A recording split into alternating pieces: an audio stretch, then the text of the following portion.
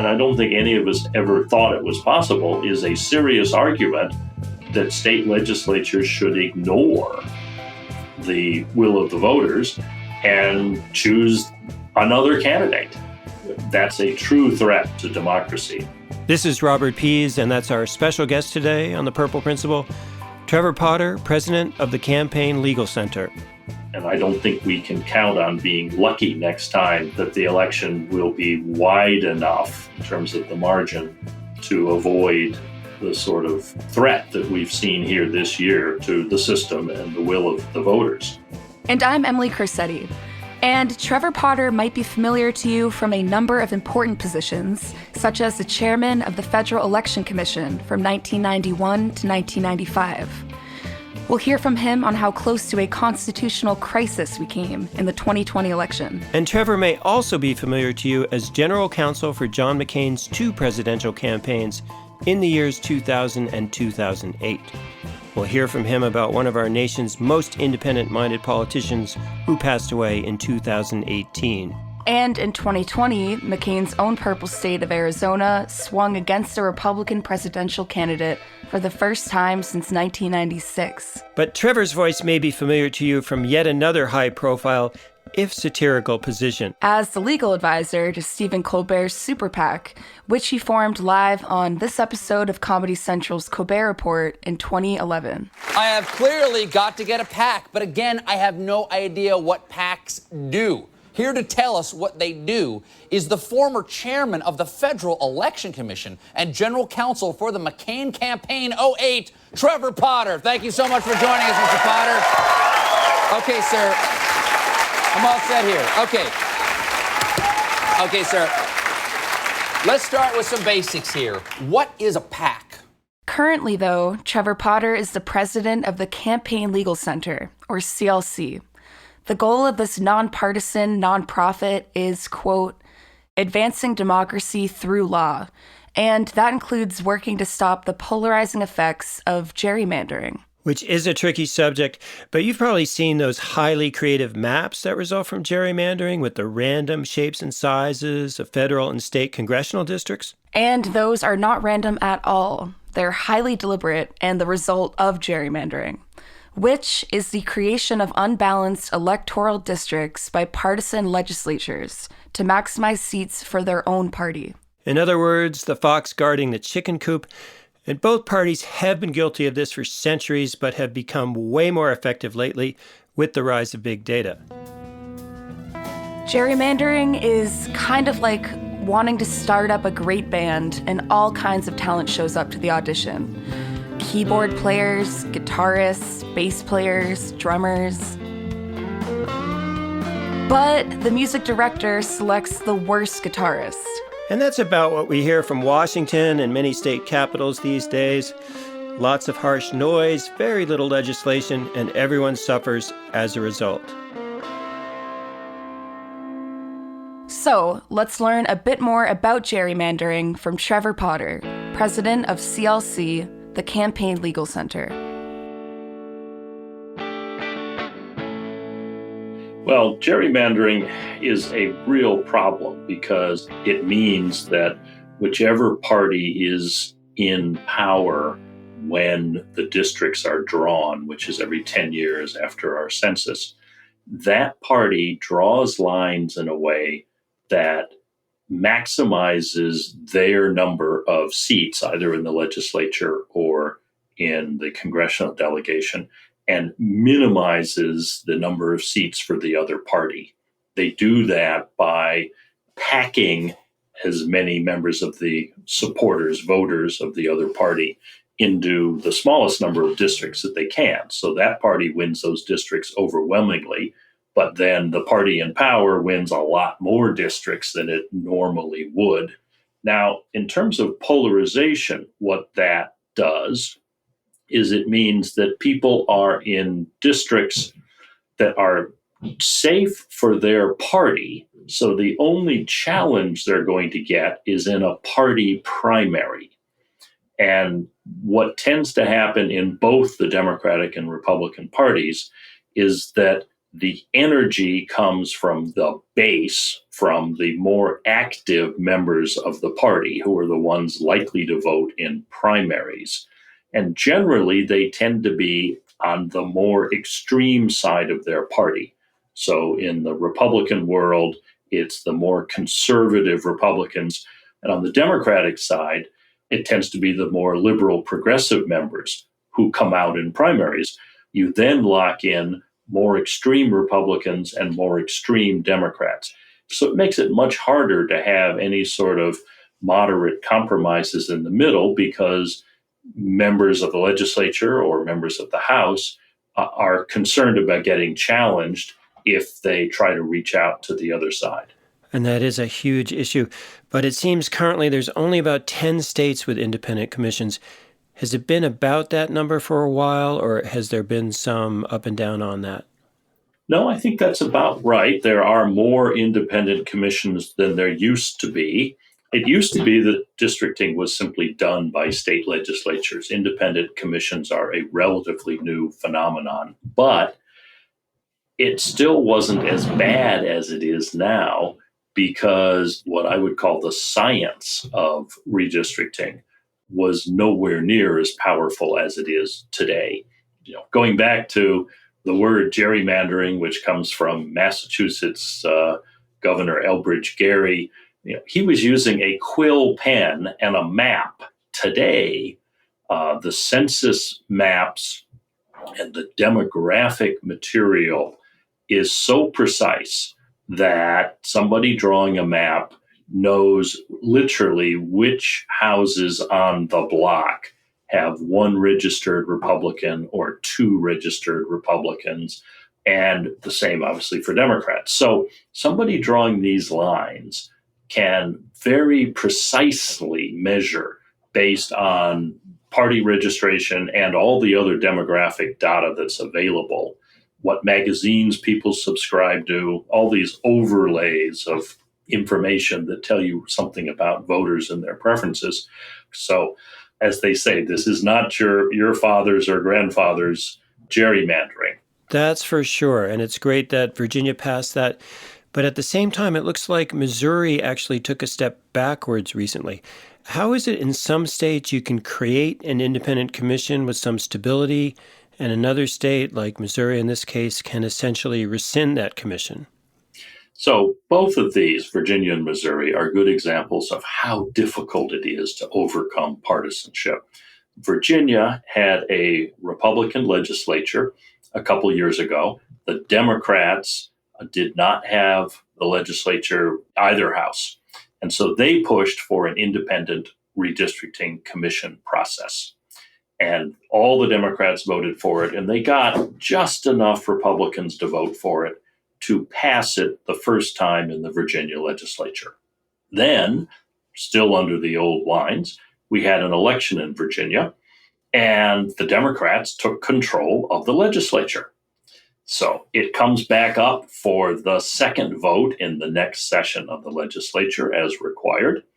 And lo and behold, the Democrats suddenly find that this is a poor proposal, that it isn't very well written, that it's confusing, that it isn't as independent as they would like it to be. All of a sudden, the Republicans, who almost all of whom had opposed it, are in favor of it, because they've lost power in the legislature. They're not going to be able to draw the lines, and they would rather have an independent commission than the Democrats doing the line drawing. And I thought the Democratic Party attacks on it might be effective because most Virginians didn't know the details. And when they went to the polls, there was an official Democratic Party flyer that urged a no vote on this. It still passed 66%. And I think the lesson from that is that when voters are told that what they're voting on will make the system less partisan, they are in favor of it. And in that sense, redistricting commissions have not lost anywhere in the country when voters have actually had a chance to pass them. So that leads to Missouri, the other state you mentioned. And what happened there is there was an initiative 2 years ago to have an independent commission. And it passed, as they tend to across the country. And the Republican legislature did not like it because it was going to take power away from them to draw these lines in 2021. So they did something very clever, which is they came up with an initiative of their own, which they got qualified for the ballot. And what it claimed is that it would improve the independent commission. Now, in the details, it significantly weakened it. It gave the legislature the right to override it.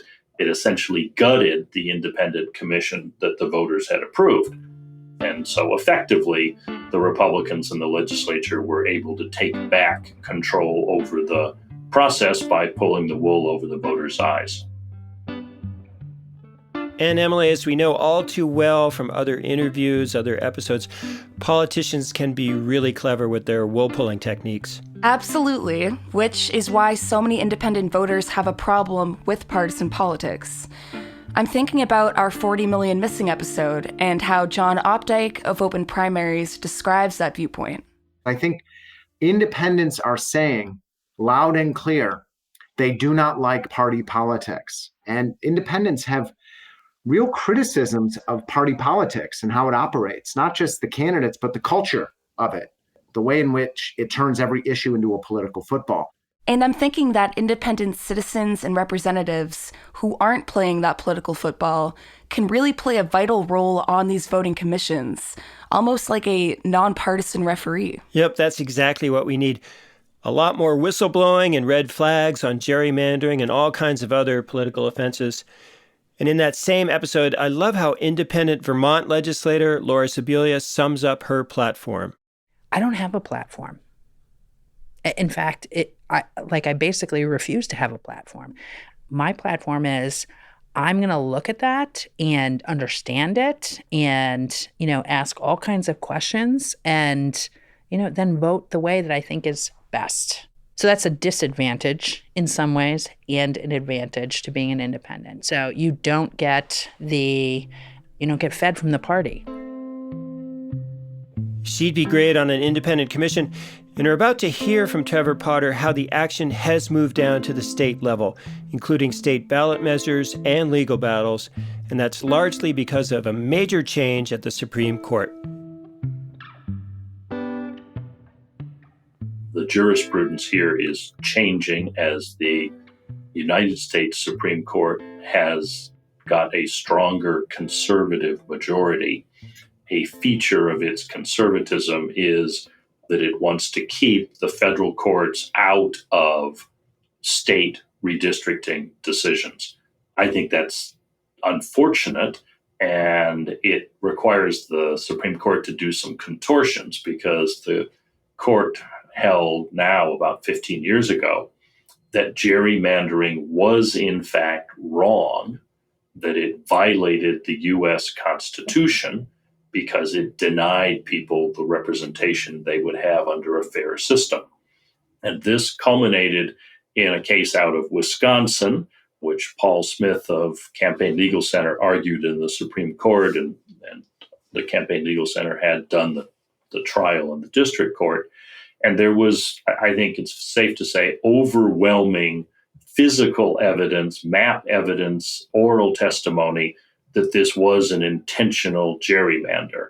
The court subpoenaed the computer records in Wisconsin, it was a Republican gerrymander, so they subpoenaed the computers of the Republican experts who had drawn these maps. And what they found was that they had done some 700 maps and chose the one that was the most partisan to then adopt as theirs and vote through the legislature.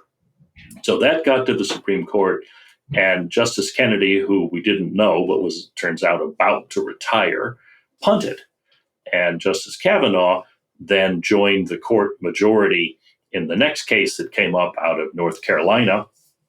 And here the court 5-4 simply drew the line and said, these are not cases that federal courts can decide. There is no evidence that there is a test that we know how to do this, that we will be able to tell the difference between too much gerrymandering and an acceptable amount. That's despite the fact that all of these lower federal courts and circuit courts had proven to the contrary. They had come in, done these trials, produced the evidence, and concluded that they could determine when gerrymandering had occurred. The North Carolina one was particularly egregious because in the court testimony and in the public statements, the legislator who had drawn these lines was asked why he had drawn 10 Republican seats and 3 Democratic seats in the state of North Carolina, which is roughly a 50-50 state. And he responded that he had tried really hard but could not find a way to draw 11 Republican seats and 2 Democratic seats. So the net effect of all of that is that cases may no longer be brought in federal court saying that the U.S. Constitution has been violated by this state gerrymandering. That still leaves open the possibility of bringing cases in state court saying that state constitutions have been violated. So there'll be a lot of court activity at the state level. Is it impossible for Congress to pass some kind of federal law to limit gerrymandering at the state level? Great question, because the answer is that is certainly constitutionally possible. The U.S. Constitution says that the states shall draw the House districts and determine the time, place, and manner of elections. But it says unless Congress states otherwise. So the United States Congress could pass a law saying that every state must have an independent redistricting commission. And that would be valid, certainly for congressional line drawing. The problem with that is that in order to be a law, it has to be passed by both the House and the Senate and signed by the president. And the House has passed a bill that would say exactly that, but the Senate has not taken it up in the current Congress. And that's because, going back to the partisan issue, the Democrats have favored independent commissions for federal elections because they think there are more states that gerrymander in favor of Republicans than the other way. Both parties do it, to be clear, but the Republicans have bigger states and bigger gerrymanders generally. And therefore, the Senate Republicans, led by Senator McConnell, have refused to bring that up. And I guess there's an interesting little irony there because it doesn't really affect Senate elections at all. And yet they're the ones preventing Congress from moving ahead. That's entirely true. So it seems gerrymandering was never easy to combat, and now it's even more difficult since the Supreme Court has decided that it's a state-level issue. Absolutely true. And in state after state, common sense voters want independent commissions, but legislatures have ways of walking back these successful ballot measures, as was the case in Missouri and North Dakota. And plus, it's impossible to get federal legislation if the Senate majority refuses to take up the issue. So it might seem like there's not a lot of hope here, but as with many committed groups we've spoken to, like Open Primaries, Unite America, Fair Vote, IndependentVoting.org, and others, Trevor Potter and the CLC continue the fight with every available means. I asked him about CLC priorities in the wake of the 2020 election. Well, one of them, despite it not being an easy task, is still going to be the redistricting next year, because we do think there are opportunities in a number of states to argue that a gerrymander, if that's what the legislature does, violates that state constitution. There are some states that do not have independent commissions yet, but there is a way for citizens to put initiatives on the ballot, and we will be working in those states with local groups to help word those propositions and then inevitably defend them in court. Beyond that, our agenda is a nonpartisan agenda to ensure that voters are able to vote. We spent a lot of time this year in the middle of the pandemic, trying to ensure that voters could vote absentee if they wanted to or felt it was safer to do so. And so those are things that I think we know ended up working pretty well this year. I think the figures are about 60 to 65 million voted absentee, so on paper, either by mail or delivery, and the others early voting. And that's out of the 160 million who voted. So a clear majority liked having the ability to vote in some way other than in person on election day. Well, Trevor, as you know, most of our listeners at the Purple Principle are registered independent or unaffiliated voters. It seems like there's a recognition on these commissions that an independent has an important role to play. When did that first become recognized, and is that recognition increasing? I think it is increasing as part of the independent commission movement is that you have a question, are these nonpartisan or are they bipartisan? And of course, the very notion of bipartisanship goes against what you're talking about, because it presumes that the world is divided into Democrats and Republicans. And so those sorts of commissions may have 7 Republicans, 7 Democrats, and 1 independent tie-breaking vote. But the country, certainly in terms of voter registration, as you point out, has a very large number of people who say they're independents. They don't automatically want to be affiliated with one party or the other. And so I think we're seeing a push to find ways for independents to participate in a system that is legally dominated by the 2 major parties. And so one of the areas that we have been interested in is ranked choice voting, RCV, which has been adopted by a range of cities across the country. More recently, it was adopted in the state of Maine. In this last election, a version of it, the top 4 with ranked choice voting, was adopted in Alaska. That was a reform that passed in the state of Alaska. As you know, it was not adopted in Massachusetts. It was on the ballot and defeated. But the idea there is to enable independents to run without being spoilers, because what we know is that generally, if you have a Republican candidate, a Democratic candidate, and an independent, what happens in voters' minds is they say, well, it's going to come down to the 2 major parties, so I better shift.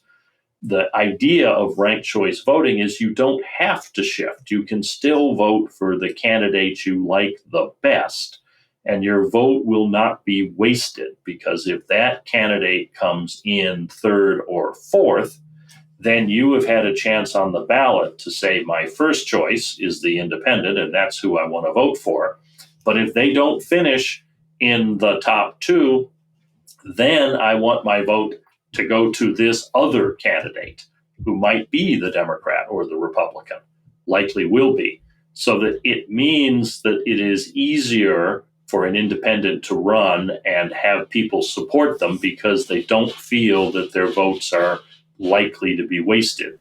And you mentioned there the Alaska case. That was a very ambitious ballot initiative with open primaries, ranked choice voting, and campaign finance transparency all rolled into one ballot measure.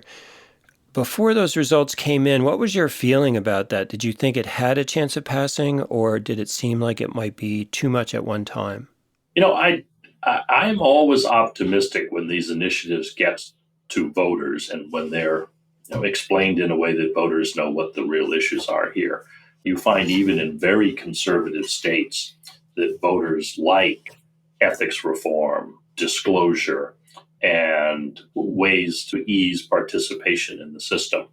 We saw this 2 years ago in the Dakotas, where an initiative passed that would have significantly changed the process.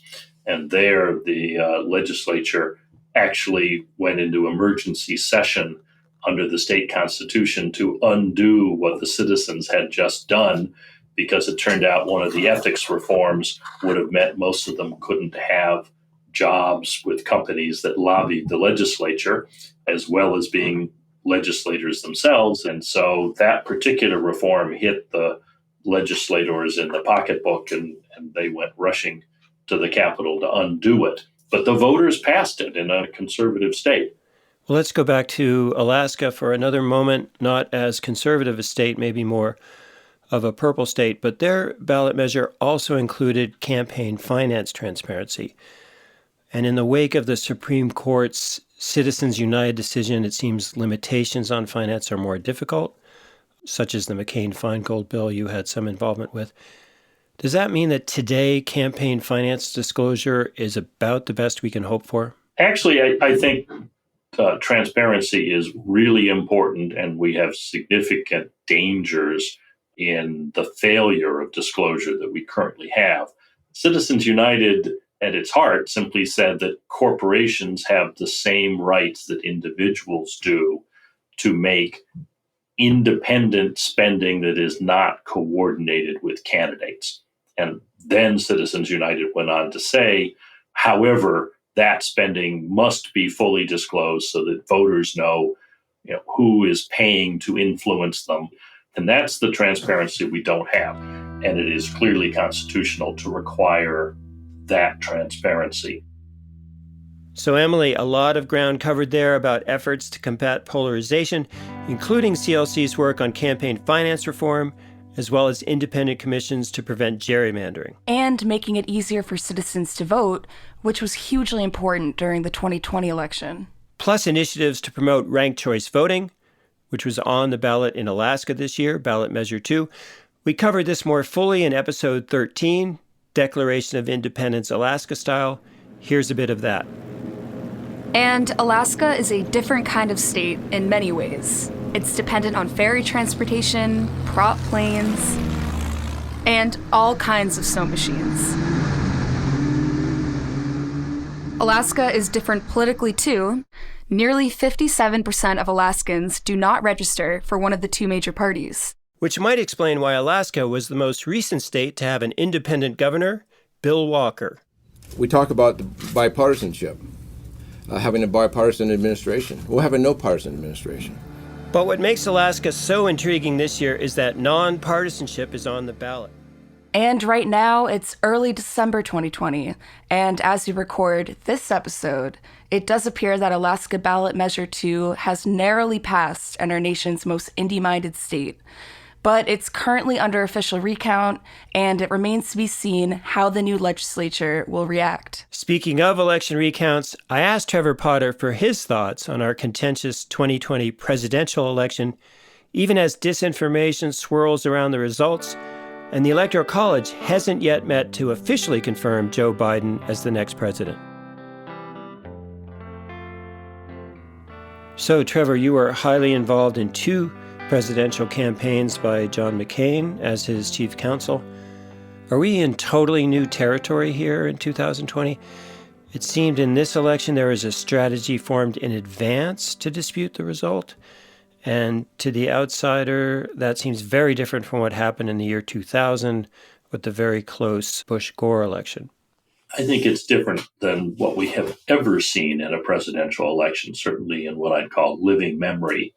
To have a candidate claim before a single vote has been cast that the election is being stolen and that the way 60 million Americans chose to vote, which is by absentee ballots, was somehow fraudulent and that those ballots were illegitimate is just extraordinary. And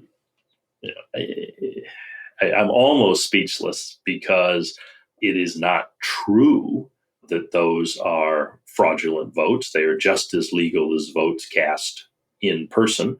They're on paper. They can be reviewed.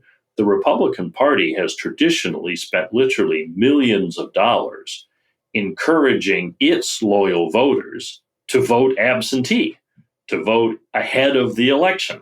And so they would go to states with big retiree populations like Arizona and Florida, California, and they would mail registered Republican voters applications for absentee ballots and follow up with them and call them and say, have you sent them in? And then if they got sick, they didn't feel well, it was raining, they didn't have to worry about turnout. because they had already turned out, they had banked those ballots. And so that was a traditional Republican approach. And at that stage, the Republicans weren't talking about fraud and absentee ballots. But as you pointed out in your question, what the president did was set up a scenario where if he didn't win, he had already told everyone that it was because of what he claimed was these fraudulent absentee votes. Right. So for our listeners who are concerned about the health of democracy, this has been a bit of a roller coaster since the election day itself. Maybe it's reassuring. A lot of these court cases have been decided rather quickly and decisively, but it still seems like there are some dangerous moments where there was so much pressure on secretaries of state, such as in Georgia, and on certifying commissions. At times, it almost seemed like this is a strategy that could work. Does that mean we need more reforms? I think we dodged a bullet this year. If the election had been closer, if instead of an apparent 306 electoral votes, Biden had 270, which was mathematically possible, the bare number he needed, or let's say, even 280, but any one of these states could have been pushed to move its electoral votes from Biden to Trump, changing the result of the outcome of the Electoral College. That's incredibly dangerous for our system of direct democracy, of electing a president through the states, because every state law says that whoever wins the most votes in that state is entitled to the electoral votes. And this year, the system held, meaning not that one candidate or another won, but that the election officials were able to tell us who got the most votes in each state with certainty and accuracy. And the electors are all lined up to go for the candidate who won the most votes in those states. But what we saw, and I don't think any of us ever thought it was possible, is a serious argument that state legislatures should ignore the will of the voters and choose another candidate. That's a true threat to democracy. And I think as we look ahead, I don't think we can count on being lucky next time that the election, whoever's ahead, that the election will be wide enough in terms of the margin to avoid the sort of threat that we've seen here this year to the system and the will of the voters. So I think we do need to take a look at what can be done to improve the election system so that there are fewer questions about it, make it easy to vote as we've done this year, but also make sure that vote is secure, that the correct checks are in place on absentee voting, that ideally states are counting absentee votings and pre-processing them so that results are coming out at the same time. And then I think we need to take a look at the Electoral College. In particular, I'm thinking of the so-called faithless elector. That's a relic of 200 years ago when electors were supposed to exercise their own judgment. And now that's not how our system works. The voters have exercised the judgment. The electors are simply the vehicle by which the voters' judgment is carried out. And the Supreme Court has said that states may bind electors and require them to vote for the winner of the popular vote certified by the state, and can indeed replace them if they don't, so that you can ensure that the state's votes go according to state law. Interestingly, only 14 of our 50 states currently go that far and say you must vote for the certified winner in the state, and if you don't, you will be replaced. So a small but I think important reform would be to have 50 states say you must vote for the winner or you will be replaced. That would at least make people sleep sounder if you have a very close election. But absent some of those reforms, is it fair to say we might see more elections like 2020 in the future and less like the year 2000 when things were resolved in a procedural way? I worry about that. I think once you've opened Pandora's box, it's hard to close it. And Pandora's box here is refusing to accept recounts and going to court to argue that the courts should throw out huge numbers of ballots to get a different result or to change the election from individual voters to a state legislature. Once you've made those arguments, I think they're available for the next person to come along and use them, unless we make some changes in this process. Okay, we briefly mentioned some of the secretaries of state and certifying commissions who were put under great pressure. Do you have a particular hero in this battle who really stood up under pressure and did the right thing? Well, I think if you look across the country, that there were a number of officials who were really clear about how the system worked, what the security aspects were. And because of the partisan divide we had, I think here the heroes are the Republicans who were willing to stand up and say, we've taken a really close look at our state and our election, and there is no evidence of fraud. And I say they're the heroes because obviously there are plenty of Democratic secretaries of state and Democratic officials who said the same thing, but they weren't standing up to pressure from their own party. In law, there's extra credibility that is given to what's called an argument against self-interest, meaning that if you admit to something that you say something that may actually harm you, you're more likely to be believed. And so we saw literally across the country. In Arizona, we had canvassing officials who were loyal Republican Trump supporters going out of their way to explain why the election was legitimate and how they had counted the votes and how they had made sure that the machine tallies were accurate and had cross-checked them against paper ballots. You obviously saw it out of the Secretary of State in Georgia. You saw it out of Republican state board officials in Michigan. They could have gone the other way. They could have done what many of their fellow Republicans did, which is to try to stay quiet or to say, well, the president is entitled to bring challenges and not defend the integrity of the system. And speaking of Republicans staying quiet, it's hard to imagine that John McCain would have been one of them, and you knew him quite well. What do you think he would have said and done in this situation? Well, I've actually heard Cindy McCain, Senator McCain's widow, say that she will never tell people what John would have done or would have said because, well, as she knew him, he was a wonderfully unpredictable fellow. So I'm not going to try to put words in his mouth, but I will say that in all my years with him, he absolutely never questioned the will of the voters in terms of thinking that he'd like a do-over, that he wasn't going to accept the results. There's a great line, and it's not McCain's line, which is, the people have spoken, the bastards. But I think, McCain, like other American politicians, accepted the results of elections, including the ones he lost. We all saw him give an incredibly gracious concession speech when he lost to Senator Obama for president in 2008. I can tell you, as his lawyer, he was very interested in making sure the election was legitimate. That was our special guest today, Trevor Potter. He was general counsel to John McCain during his 2 presidential campaigns, as well as a former chairman of the Federal Election Commission.